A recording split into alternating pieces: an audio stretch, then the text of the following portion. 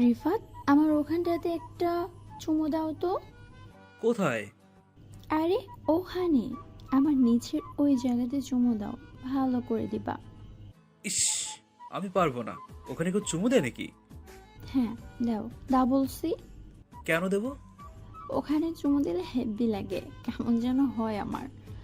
দেব না, সরো তুমি। আমার কাছে আসো।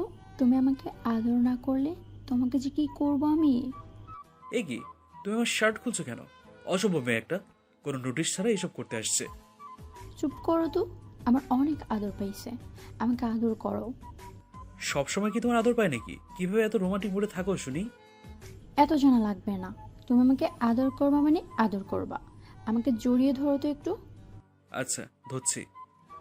রিফাত এগিয়ে আসে, নেহাকে জড়িয়ে ধরল। নেহা রিফাতের বুকে মাথা রাখে।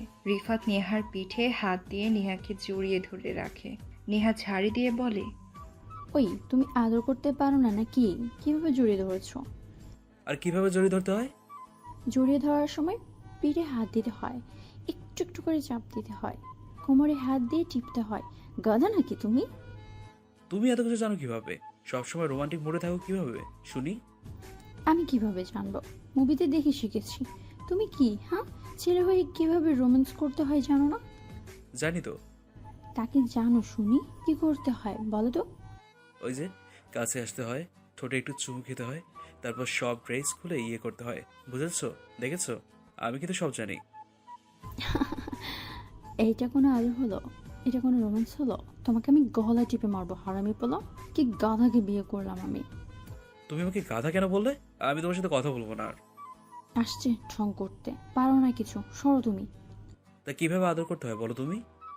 প্রথমে কাছে আসতে হয়, তারপর জড়িয়ে ধরতে হয়, কপালে চুমু দিতে হয় 2 মিনিট ধরে। তারপর কি করতে হবে? তারপর তোমার হাত আমার কোমরে চেপে ধরবে, পেটের উপরে হাত দিয়ে বোলাতে থাকবে, নাকের সাথে নাক স্পর্শ করে ঘষতে হবে, তারপর গালে চুমু দিতে হবে। ব্যাস এতটুকু? আমি এক্ষুনি করছি। রিফাত নেহার আর বাকি কথা না শুনে নেহার কাছে আসে, নেহাকে জড়িয়ে ধরে, হাতটা তার নাভির উপরে রাখে। নেহার খোলা পেটে রিফাত আলতো করে হাত বোলাতে থাকে। কপালে চুমু দেয় রিফাত, গালেও চুমু দিল। রিফাত নেহাকে ছেড়ে দিয়ে বলে, নাও, হয়ে গিয়েছে। এবার শুয়ে পড়ো। দেখেছো আমি সব পারি। আর বলবো না আমি আদর করি না তোমাকে। সব করলাম। কি, আমি তোমাকে এখন এগুলো করতে বলছি? আর একটু আদরে কিছু হয়, আমার আরো আদর লাগবে। আরো আদর লাগবে? মানে আর কিভাবে দিতে হবে শুনি? ঠোঁট খেতে হবে, ঠোঁট খেতে হবে, গলাতে চুমু দিতে হবে, বুকে হাত দিয়ে চাপতে হবে।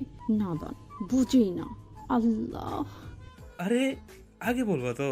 দাঁড়াও, তোমার মজা দেখাচ্ছি। এখন আমি রাগ করেছি, আমার কিছু লাগবে না। চলো আমরা শুয়ে পড়ি। না না, এখন তো খালি আদর আর আদর হবে। একদম কাছে আসবা না তুমি, আমি কিন্তু চিৎকার দেবো। উহুম, আমি বুঝে গিয়েছি কিভাবে আদর চাও। আমি এখন আদর দেব। আমার লাগবে না।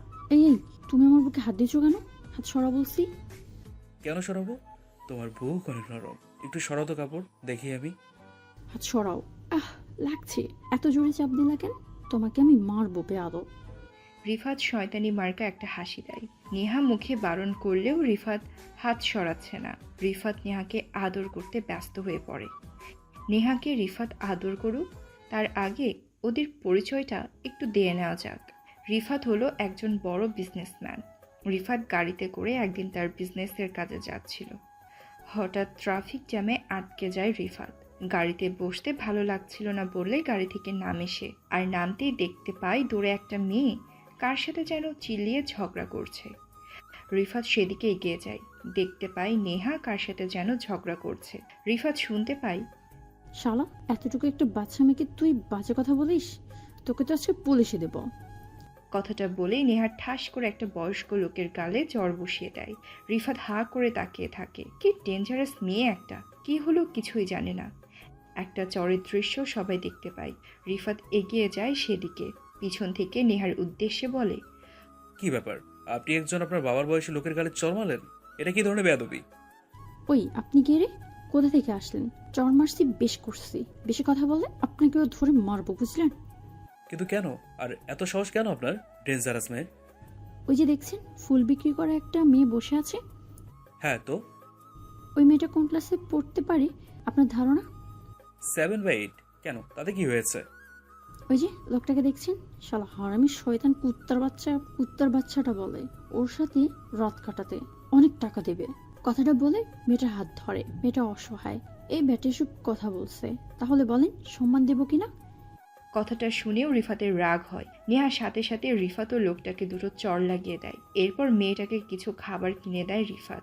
নেহাও সাথে থাকে।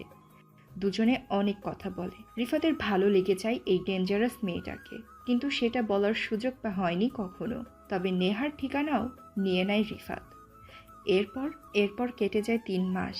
রিফাত তার মা বাবাকে নিয়ে নেহার দেওয়া ঠিকানাতে চলে আসে। নেহাকে বিয়ে করার প্রস্তাব দেয়। নেহা রিফাতকে দেখে অবাক হলেও প্রশ্ন করে, এই, আপনি আমাকে কেন বিয়ে করবেন? আপনাকে আমার ভালো লাগে, মনে মনে ভালোবেসে ফেলেছি। তা কোন দিক দিয়ে ভালো লাগে আপনার শুনি?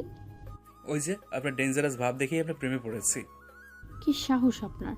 আপনাকে যদি এখন মার দিই তাহলে কি হবে? কোনো সমস্যা নেই, আপনাকে বিয়ে করব। তাই নাকি? ঠিক আছে, দেখা যাবে কেমন সহ্য করতে পারেন আমাকে।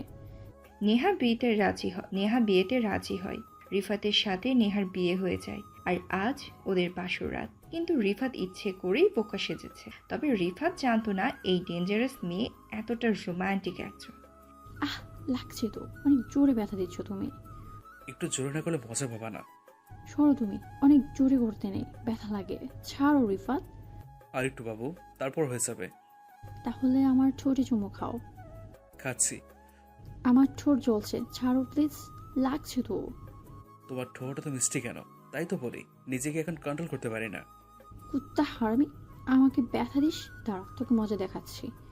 জান, রাগ করছো কেন? আমি তো আদর দিলাম। কখন থেকে তুমি আদর চাচ্ছিলে? আমি দিচ্ছিলাম না?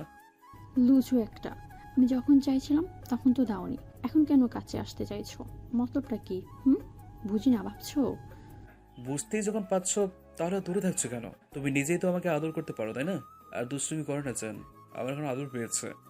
ছাড়ো তো, এখন সব কাজ পেলে রেখে তোমার সাথে এসব লুচুগিরি করি, তাই না? আমার তো আর কাজ নেই, ফাজিল। আরে বাবা, আমি কি সবসময় এমন করি নাকি? আমার যখন খুব বেশি আদর পায় তখনই তো করি। এত রেগে যাও কেন? তোমার আদর আমি চাইলে তো তখন পাই না, তাই না? যখন আমার লাগবে না তখন পাই। কি মতো পারছো? প্রথমে জড়িয়ে ধরছো, কিস করছো, তারপর ইয়ে করবা, তাই না? সবসময় শুধু দুষ্টমি করা ধান্দা। আমি তো এখন বউয়ের সাথে দুষ্টুমি করবো না তো কার সাথে করবো জান? তোমার এই দুষ্টুমি সবসময় তো পাই না শোনা। আমার বেলায় তো যত ঝামেলা করো তুমি। এখন সরো, আমাকে ছাড়ো। নেহা রিফাতকে সরিয়ে দেয়। তারপর বিছানা থেকে উঠে কাপড় চোপড় পরে নিল। নেহা দূরে যেতেই রিফাত নেহার হাত ধরে। নেহা বলে, আমার কাজ আছে, ছাড়ো। না, কোনো কাজ থাকতে পারে না। তোমার তো আর কাজ নেই, সবসময় দুষ্টুমি করে বেড়াও। একটু সিরিয়াস হও বাবু। আহ, আমি তো এখন সিরিয়াসই বাবু। কাছে আসো বউ, কাছে আসো না কেন? আবার কি এভাবে ডাকছো কেন? তোমার কি মার খাইতে ইচ্ছে করছে? মেরে হাত পা ভাঙবো তোমার, সর বলছি। ডাকো কেন এমন করে? হুর, কেন মার খাবো? মার খেতে কি কারো ইচ্ছে করে নাকি? আমি তো আদর খাবো, তোমার ঠোঁট খাবো, তোমাকে খাবো। তুমি ডেঞ্জারাস মুডে কথা বলছো কেন? কোনো আদর খাওয়া চলবে না, একদম কাছে আসবে না বলে দিলাম। হঠাৎ কি হলো? এভাবে কথা বলছো কেন তুমি? কি করলাম আমি? আমি তো তোমার বডি, আর হঠাৎ এমন আনরোমান্টিক হয়ে গেলে কেন? অনুর সাথে তোমার এত সেলফি কিসে সেটা বলো। গায়ে গা ঠিকই কিসের সেলফি? হঠাৎ এটা মনে পড়লো আমার, সরো আমার কাছ থেকে। ও, এর জন্যই বলি যে হঠাৎ আমার রোমান্টিক বউটা আমার উপর রেগে আনরোমান্টিক কেন হলো। দেখো বাবু, অনু হলো আমার ফ্রেন্ড, তাই তো সেলফি থাকবে, তাই না? নেহা কোনো কথা বলছে না। রিফাত আরও কয়েকবার ডাকলো নেহাকে, কিন্তু নেহার মুখে রাগে লাল হয়ে গেছে। নেহা একবার রেগে গেলে যে কি হবে সেটা রিফাত ভালো করেই জানে।